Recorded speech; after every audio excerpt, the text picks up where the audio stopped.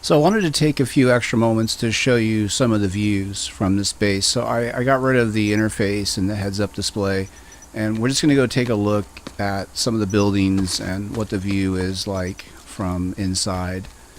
And this is the pillbox, of course, and you can see here you have a fairly commanding view of the nearby bases. This is a pretty nice place to be. Obviously with a shield it would be a little bit more protected. Sometimes I prefer buildings without the shield because you can see more clearly, but it's just a personal preference, situational. And then of course the pain spires are useful near any of the buildings where you wouldn't want an enemy infiltrator to be hiding. So I usually put pain spires by areas where I want infiltrators to avoid. And then of course when you put a vehicle terminal down, by the way, on top of a hilltop base, I purposely put something that stops it from going off the cliff, because you know when you spawn you're going to be going full speed for some reason, and this wall and this pillbox kind of stops that from happening.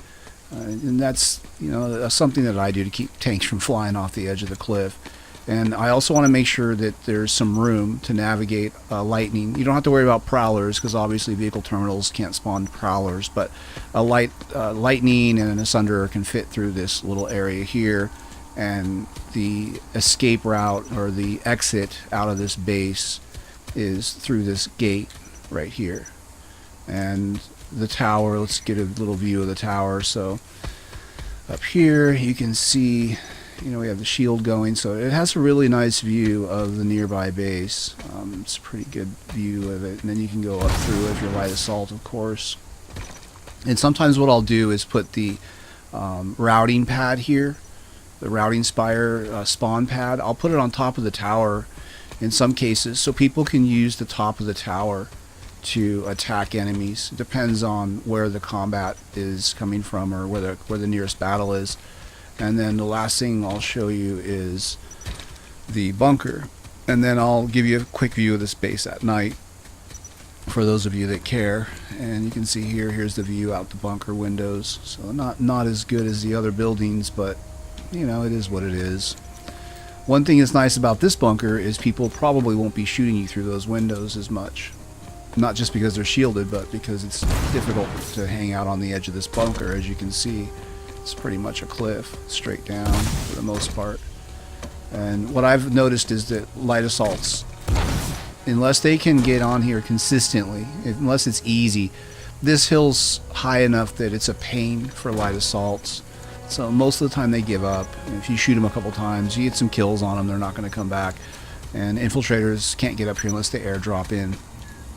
So that's pretty much it. And then the next section I'll just show you the nighttime view for those of you that are interested.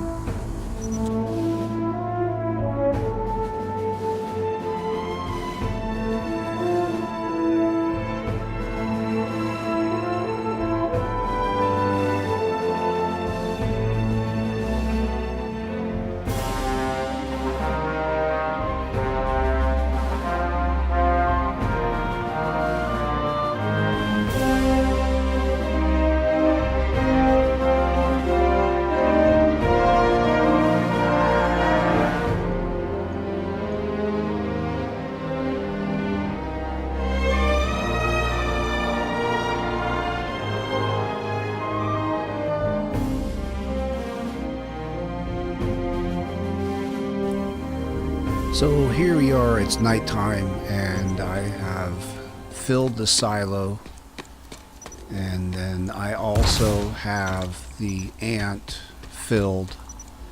So if you're going to stay up on this mountain for a while over the nighttime, it's good to have the silo full and have the ant full. And then just to show you what it looks like at night, let's take a look at the top of the tower. You can see the surrounding area.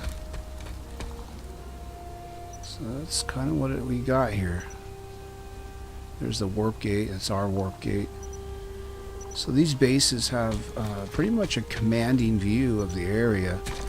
It's not, you're not, you know, impossible to take out of this hill, but it's just much more difficult. If you look at the actual here, let's go ahead and bring back my interface.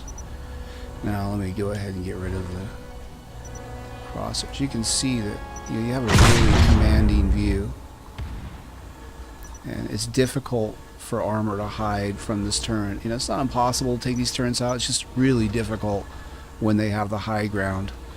And one of the nice things is that the angle that they have from down there only allows them really to hit the walls and the turrets. They can't hit the critical infrastructure, which is what ends up happening when you're down below. So as you can see, you have a pretty good view. Now, of course, I'm sure people can set up a better base than I have, but for demonstration purposes, this will definitely do the job. So if you have any questions, feel free to comment below, and I'll let you know anything I can help you with.